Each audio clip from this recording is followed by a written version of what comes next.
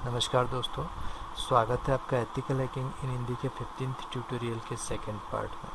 दोस्तों, last video में हमने देखा कि वेब डेवलपमेंट में किन किन लैंग्वेज का यूज़ होता है।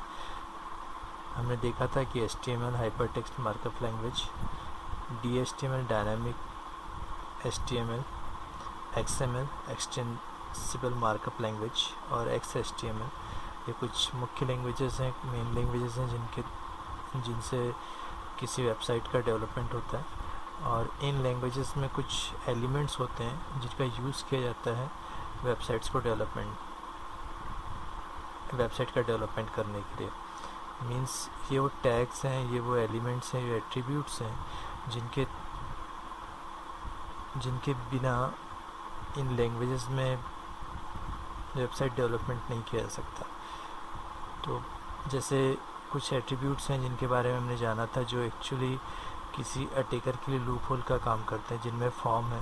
किसी यूज़र द्वारा जब वेबसाइट में इनपुट करवाना होता है तो फॉर्म टैग का यूज़ किया जाता है। फॉर्म एक्शन है, एक्शन को एट्रीब्यूट्स देने के लिए, और फॉर्म मेथड है। आइए इसे प्रैक्टिकली समझने की कोशिश करते हैं एक्चुअली किस तरीके से होता है। इसे छोटा सा प्रयास है। आप यहाँ देख सकते हैं, यहाँ पर आप देख सकते हैं यहाँ से यूज़र द्वारा इनपुट करा जा रहा है ईमेल और पिन कोड। तो इसकी कोडिंग कुछ इस तरीके से होती है। यहाँ पर आप देख सकते हैं यहाँ इनपुट टाइप टेक्स्ट दिया हुआ है, और यहाँ आप देख सकते हैं फॉर्म एक्शन का यूज़ हुआ है। जहाँ हम एक्शन की बात कर रहे थे, यहाँ फॉर्म एक्शन की बात कर रहे थे। Action actually define the execution of the web server. तो हम एग्जीक्यूशन की बात कर रहे थे, यहाँ फॉर्म एक्शन का यूज़ हुआ है। तो यहाँ पर मैक्सिमम लेंथ और साइज़ दिया हुआ, आप यहाँ देख सकते हैं साइज़ दिया हुआ है 35 ईमेल के लिए। जब आप ईमेल इंटर करेंगे तो उसके लिए साइज़ 35 है, और जहाँ आप नेम और पिन इंटर करें तो मैक्सिमम लेंथ 4 दिया हुआ है। तो ये एक फॉर्म एट्रीब्यूट है जिसका यूज़ हो रहा है, जबकि यूज़र से इनपुट कराना होता है। इस वजह से यूज़र से जब इनपुट कराना तो इस तरीके का यूज़ होगा। आप यहाँ देख सकते हैं, जब हम बात करते हैं यूज़र से इनपुट कराने की, तो हमने देखा किस तरीके से फॉर्म मेथड का यूज़ होता है। जब कभी इस तरीके के कुछ और टैग्स वगैरह का यूज़ होता है, जहाँ हम देख सकते हैं फॉर्म नेम, और मेथड है गेट और पोस्ट। तो हमने देखा था कि जब यूज़र से कुछ इनपुट लेना हुआ होता है, इनपुट लेना होता है, तो गेट, और यूज़र जब कोई इनपुट प्रोवाइड करता है वेबसाइट्स को तो उसे पोस्ट मेथड कहते हैं। तो इस बारे में भी जाना था। तो एक्चुअली कोडिंग देखकर समझ में आ जाता है कि कहाँ पर किस तरीके से। यहाँ पर आप देख सकते हैं मेथड गेट है, और इसके पहले हमने देखा था मेथड पोस्ट थी। गेट यहाँ पर है, यहाँ गेट है, वहाँ पोस्ट थी। तो एक्चुअली अटैकर किसी भी वेबसाइट पर राइट क्लिक करके उस वेबसाइट के मेन पेज पर राइट क्लिक करके व्यू पेज सोर्स से पूरी इन्फॉर्मेशन को लिख सकता है, और फिर इन कोडिंग्स में चेंज करके काफ़ी तरीके से अटैकर के लिए लूपहोल बन जाता है। वेबसाइट्स को कम्प्लीटली डिस्ट्रॉय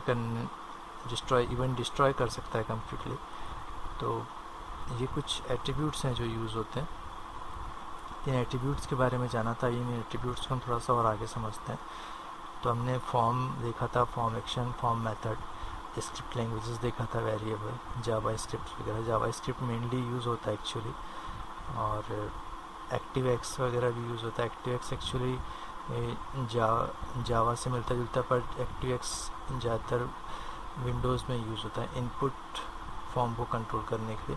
हिडन हमने देखा था, जब कभी भी कोई वैल्यू हिडन करनी होती है उस वक्त यूज़ होता है। मैक्सिमम लेंथ का भी हमने देखा कि जब भी मैक्सिमम लेंथ हमें दिखानी हुई होती है तो हम मैक्सिमम लेंथ का यूज़ करते हैं।